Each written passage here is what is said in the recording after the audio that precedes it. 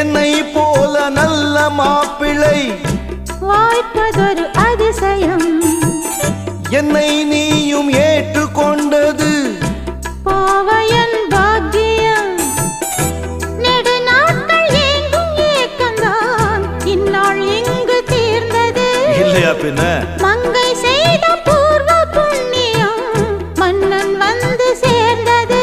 ஓச்சுடா. உன்னை பார்த்து நான் சொக்கி போகிறேன். கட்டபொம்மன் பேரா கட்டிக்கொள்ளு ஜோரா. அடிக்குது குளிரு என்னை மடக்குது தளிரு. முல்லை பூங்குடி கொம்பை தேடுது கொம்பை போல என்